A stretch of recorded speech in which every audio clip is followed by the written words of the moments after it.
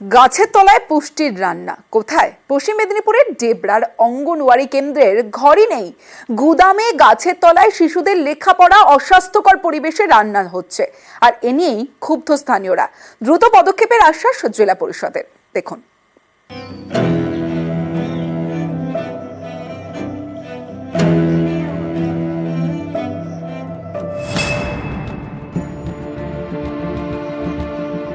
তেরোটা বছর পার, এখনো অঙ্গনওয়াড়ি কেন্দ্রের স্থায়ী ঘরই নেই, জমিও নেই। কখনো কারো বাড়ির উঠোনে, কখনো গাছতলায়, আবার কখনো গুদাম ঘরেই নাকি চলে শিশুদের লেখাপড়া। দুর্দশার এই ছবি পশ্চিম মেদিনীপুরের ডেবরার অঙ্গনওয়াড়ি কেন্দ্রের। গাছের তলায় হাইছে, এখানে আম গাছ আছে, ওইখানে পড়াশোনা হতো আগে। এখন কোথায় হচ্ছে? এখন এই তো এখানে হচ্ছে। এটা কি স্কুল না কারো ব্যক্তিগত জায়গা? এটা ব্যক্তিগত জায়গা। যাতে স্কুলটা ভালোভাবে হয়, এই যে রাস্তা দিয়ে যে এসছি, এই যে আসতে পারিনি আর কি, স্লিপ কাটে সবসময়, বাচ্চাকে নিয়ে আসতে কষ্ট। ডেবরার মহসিনপুর গ্রামের অঙ্গনওয়াড়ি কেন্দ্র। স্থানীয়দের দাবি, শিশু এবং প্রসূতি মিলিয়ে রোজ এখানে 30 জনের রান্না হয়, কিন্তু রান্নার কিংবা শিশুদের লেখাপড়ার স্থায়ী জায়গাই নেই। ফলে 13 বছর ধরে এভাবেই দুর্ভোগ পোহাতে হচ্ছে।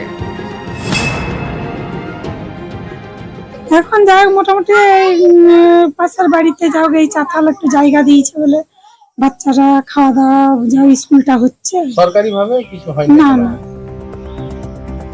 স্থানীয়দের এও দাবি, অঙ্গনওয়াড়ি কেন্দ্রের জন্য এর আগে জায়গাও চিহ্নিত হয়েছে, কিন্তু কাজ এগোয়নি।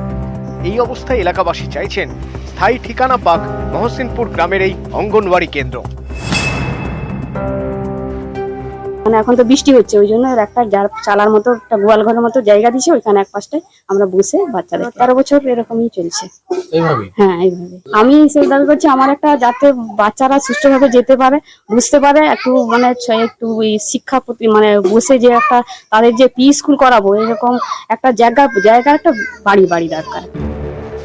এদিন পরিদর্শনে গিয়ে অঙ্গনওয়াড়ি কেন্দ্রের পরিস্থিতি দেখে অবাক হয়ে যান জেলা পরিষদের নারী শিশু কল্যাণ দপ্তরের কর্মাধ্যক্ষ শান্তি টুটু। দ্রুত পদক্ষেপের আশ্বাস দিয়েছেন তিনি। আইসিডিএস বেসিক্যালি কেন্দ্র সরকারের স্কিম, তো সেখানে যে অ্যালটমেন্টের দরকার আমাদের আইসিডিএস বলুন, শিক্ষা খাতে বলুন, সেটা একদমই কম। বিডিওকেও জানিয়েছি এবং বিডিওর সঙ্গে কথা হয়েছে, এবং আমার জেলা পরিষদের ডিপিও সাহেবের সঙ্গে কথা বলে যাতে তাড়াতাড়ি করে স্কুলটি করা যায় সেটা ব্যবস্থা করব। জেলা পরিষদের কর্মাধ্যক্ষ পরিদর্শন করার পর আদৌ কি এখানে সরকারিভাবে কোনো স্থায়ী অঙ্গনওয়াড়ি কেন্দ্র হবে, সেদিকেই তাকিয়ে রয়েছে ডেবরার মহসিনপুর এলাকার মানুষজন, এলাকাবাসী, পড়ুয়ারা। পশ্চিম মেদিনীপুর থেকে দিগ্বিজয় মাহালি, নিউজ 18 বাংলা। বাঁকুড়ার ওন্দায় তৃণমূল পার্টি অফিসে ভাঙচুর, আর সেই ভাঙচুরের ঘটনায় ধৃত তিন তৃণমূল নেতাকে গ্রেফতার করেছে ওন্দা থানা। গতকাল ওন্দায় তৃণমূল পার্টি অফিসে ভাঙচুর, গোষ্ঠীদ্বন্দ্বের জেরে পার্টি অফিসে ভাঙচুর, দুই গোষ্ঠীর মিছিলের পর হামলা ভাঙচুর। সেই ঘটনায় 3 তৃণমূল নেতাকে গ্রেফতার ওন্দা থানার।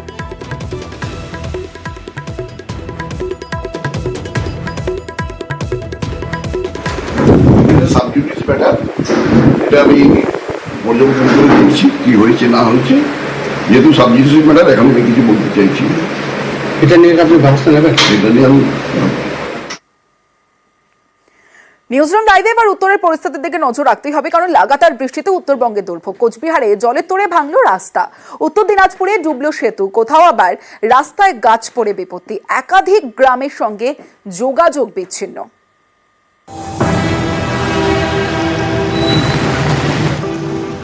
টানা কয়েকদিনের বৃষ্টি, উত্তরবঙ্গের সব নদীতে জল বেড়েছে।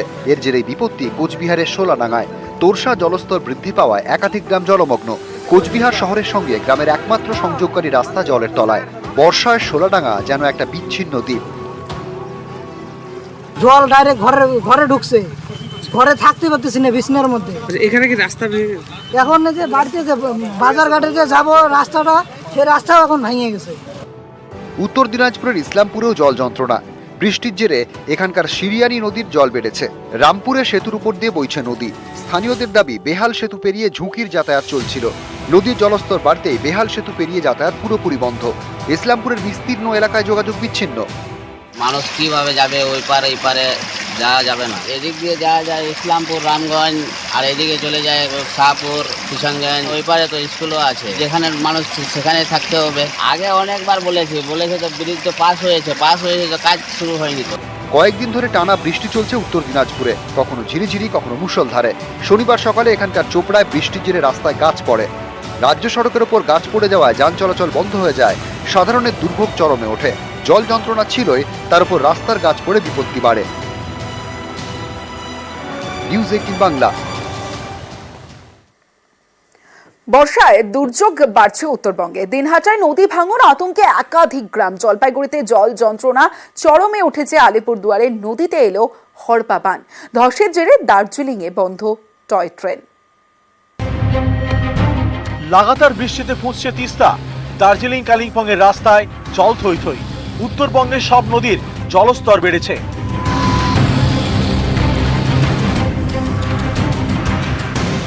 বৃষ্টির জেরে ধস নেমেছে দার্জিলিংয়ে। টয় ট্রেন লাইনের শুকনা ও মহানদী স্টেশনের মাঝে ধস। এর জেরে শিলিগুড়ি দার্জিলিং রুটে বন্ধ টয় ট্রেন। বর্ষায় কোচবিহারের ধরলা নদীর পাড় ভাঙছে। স্থানীয়দের দাবি, গত কয়েকদিনে 15টি বাড়ি তলিয়ে গিয়েছে। আতঙ্কে দিনহাটার একাধিক গ্রাম। মোটামুটি এই নদী 10-12 দিন থেকে ভাঙতেছে। 10-12টা বাড়ি নদীর মধ্যে চলে গেছে। মোটামুটি মনে করো আর 10-12 দিন ভাঙলে মোটামুটি 20-25টা নদীতে যাবে, যেরকম ধাক্কা লাগতেছে। টানা বৃষ্টিতে জলপাইগুড়ি জলযন্ত্রণা চরমে উঠেছে। করলা নদীর জল বাড়তেই জলমগ্ন জলপাইগুড়ি। জলপাইগুড়ি পুরসভার সব ওয়ার্ডেই জল জমেছে।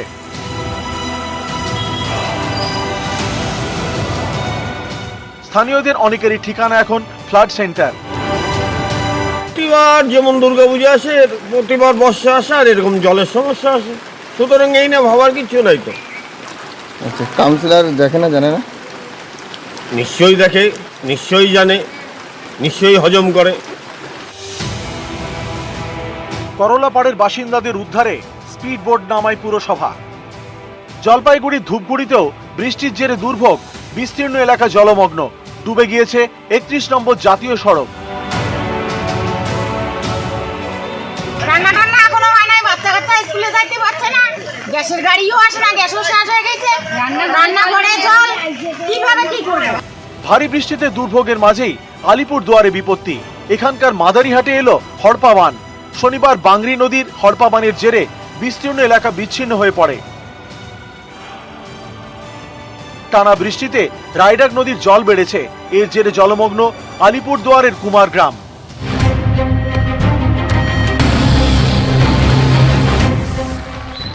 শনিবার বিকেলে কয়েক ঘন্টার বৃষ্টিতে বিপর্যস্ত মালদার বিস্তীর্ণ এলাকা। একাধিক জায়গা জলমগ্ন। ইংরেজ বাজার থেকে শুরু করে পুরনো মালদার বিভিন্ন এলাকায় জল জমেছে।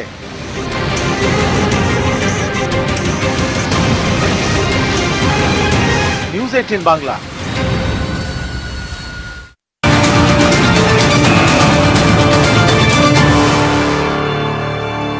ফের ধসে বন্ধ জাতীয় সড়ক। 110 নম্বর জাতীয় সড়কে ফের ধসের জেরে বন্ধ শিলিগুড়ি দার্জিলিং সংযোগকারী সড়ক। ঠিক কি পরিস্থিতি এই মুহূর্তে? কতক্ষণ লাগবে এই ধসের যে নেমেছে এই রাস্তা স্বাভাবিক হতে একটু জানবো।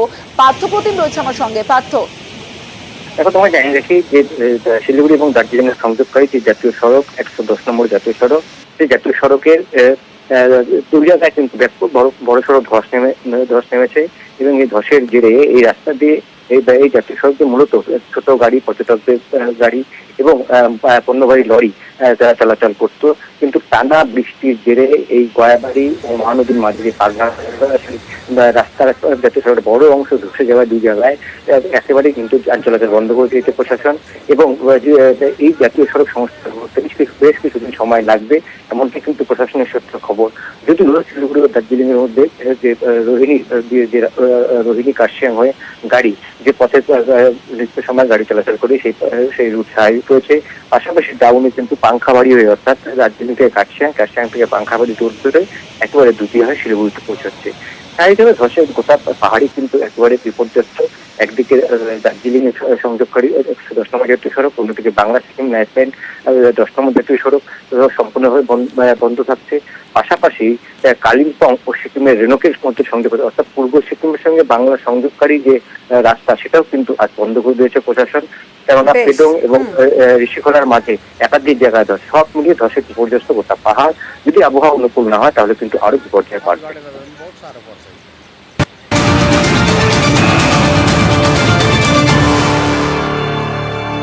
একদিকে উত্তরে ভারী বৃষ্টি, ধস, বিপর্যস্ত জনজীবন, অন্যদিকে ঘাটতি দক্ষিণবঙ্গে 49% কম বৃষ্টি, যেমনটা আমরা আবহাওয়া দপ্তর সূত্রে জানতে পারছি। আপাতত দক্ষিণবঙ্গে ভারী বৃষ্টির পূর্বাভাস নেই। আরো একবার জানিয়ে রাখি, দক্ষিণবঙ্গে 49% কম বৃষ্টি। পশ্চিম মধ্য বঙ্গোপসাগরে ঘূর্ণাবর্তের জেরে নিম্নচাপ ওড়িশা উপকূলে। উত্তরবঙ্গে 71% বেশি বৃষ্টি, অন্যদিকে দক্ষিণবঙ্গে 49% কম বৃষ্টি। আগামী সপ্তাহে উত্তরের একাধিক জেলায় ভারী বৃষ্টির পূর্বাভাস, যেমনটা আবহাওয়া দপ্তর সূত্রে জানা যাচ্ছে।